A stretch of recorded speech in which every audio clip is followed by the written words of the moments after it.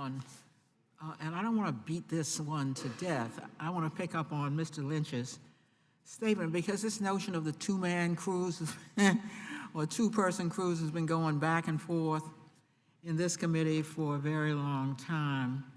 Now, you said there was nothing to back it up, but the FRA itself, I'm pointing to a 2016 study, it said, has studies showing the benefits of a second crew member and other information detailing potential safety benefits of multi-person crews. Now, I am here quoting your own agency. In light of what your own agency found in studies, how can you justify rolling back the two-person crew and perhaps putting the train into potential danger? I'm quoting from the FRA itself, Mr. Battery.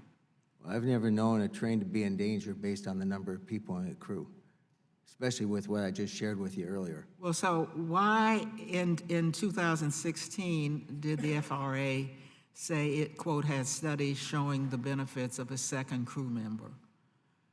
You can see the problem you're posing for us. When policy is not stable, and all you need is a second person to take back what was mandated, you do have a problem. And not only that, let me ask you this. The FRA is now working to preempt state and local laws that seek to implement the two-person rule. Why are you doing that? Why would you want it? What? Wouldn't you rather have a level playing field for interstate commerce? So For our country as a whole? So although those state and local laws apparently agree with your own studies that I just quoted to you, that there are benefits to the two-person crew,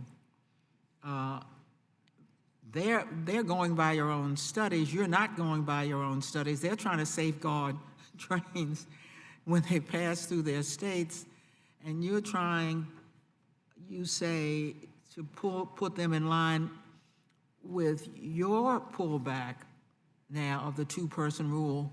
For what reason? And the question is? Why are you now trying to get state and local Because laws? the FRA, we went back through everything we could find. There was nothing to substantiate the size of a train crew. All right, Mr. Battery. Nothing. Except the only thing was what I quoted that you yourselves had found, and I quoted that, and the record will show the quote, so we're going back and forth. Remember, I didn't quote what some outside organization said.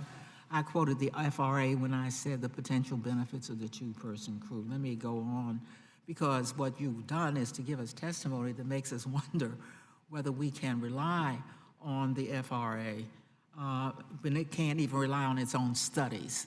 And so it takes back rules that its own studies say it should not. Well, I'll share this with you if you just like. When the FRA, a few years ago, elected to pursue this avenue.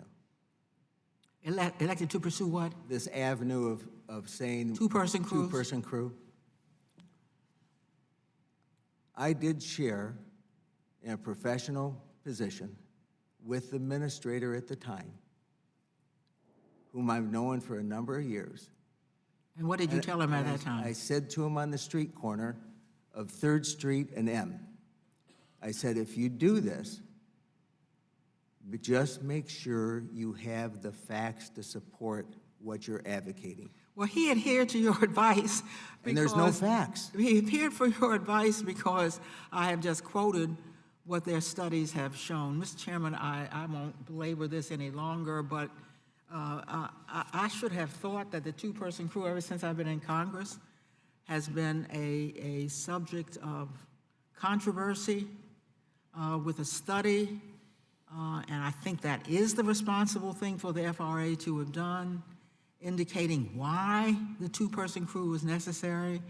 Indeed, they also found that having one person trained posed, and here I'm quoting from your own studies,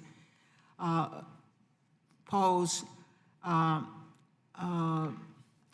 increased risk by potentially overloading the sole crew member with tasks, and that PTC does not substitute for all the tasks performed by properly trained conductors. So I rest my case, Mr. Chairman, and I yield back.